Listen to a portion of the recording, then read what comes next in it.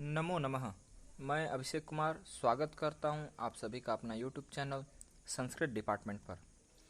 इस चैनल से जुड़े रहने से आपको संस्कृत भाषा से संबंधित जानकारियां मिलती रहेगी, इसलिए अपने लोगों को भी संस्कृत डिपार्टमेंट से जोड़ें। चैनल को सब्सक्राइब, लाइक एवं शेयर कर दें। शुरू करते हैं आज का विषय, जो बहुत रोचक है, और वह है शरीर के अंगों के नाम, पार्ट्स ऑफ बॉडी। आप सभी हिंदी और इंग्लिश में तो शरीर के अंगों के नाम जानते ही हैं। यहाँ आज हम अपने शरीर के अंगों के नाम संस्कृत में जानेंगे। तो चलिए शुरू करते हैं शरीर के अंगों के बारे में जानना। शरीर के अंगों के नाम, नेम्स ऑफ बॉडी पार्ट्स। पहला है सिर। सिर संस्कृत में कहते हैं, मस्तकम भी कहते हैं, और इंग्लिश में हेड। अगला है देह, जिसको शरीरम और इंग्लिश में बॉडी। अगला है मुंह। मुंह को संस्कृत में मुखम और इंग्लिश में माउथ ऐसा कहते हैं। अगला है कान। कान को कर्णः और श्रोत्रम कहते हैं, और इंग्लिश में ईयर।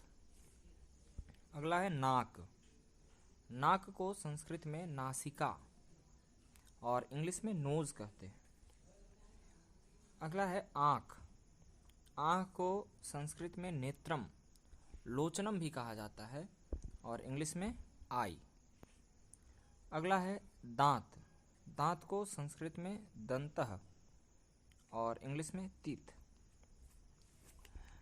उसके बाद है जीभ। जीभ को जिह्वा या रसना भी कह सकते हैं, और इंग्लिश में टंग। उसके बाद है छाती। पुरुषों की छाती को वक्ष ऐसा कहते हैं, और इंग्लिश में चेस्ट। उसके बाद है पेट। पेट को उदरम और इंग्लिश में स्टोमक। उसके बाद है पीठ। पीठ को इंग्लिश में पृष्ठम और इंग्लिश में बैक। इसके बाद है हाथ।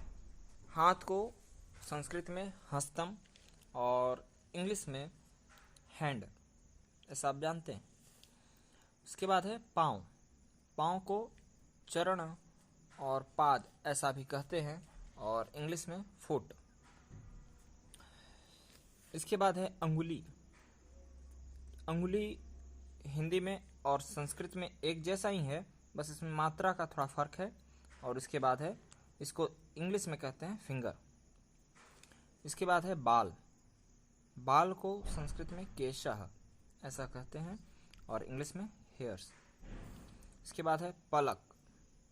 पलक को संस्कृत में पक्ष्म ऐसा कहते हैं, और इंग्लिश में आईलिड। इसके बाद है हड्डी। हड्डी को संस्कृत में अस्थि और इंग्लिश में बोन। इसके बाद है भाव। जो आंखों के ऊपर है बाल, उसको भाव कहते हैं। भाव को संस्कृत में भ्रू और इंग्लिश में आईब्रो। और उसके बाद कंधा। कंधा को संस्कृत में स्कंधः और इंग्लिश में शोल्डर। इसके बाद खून। खून को, जो कि बॉडी पार्ट्स दिखता तो नहीं लेकिन होता है, उसको संस्कृत में रक्तम और इंग्लिश में ब्लड ऐसा कहते हैं। तो इस तरह से हम शरीर के अंगों के बारे में कुछ जानकारी प्राप्त किए, और कोई अन्य अंगों के बारे में भी अगर आपको जानकारी लेनी है तो आप कमेंट में पूछ सकते हैं। इस तरह से मिलते हैं अगली वीडियो में। आज के लिए इतना ही, धन्यवाद।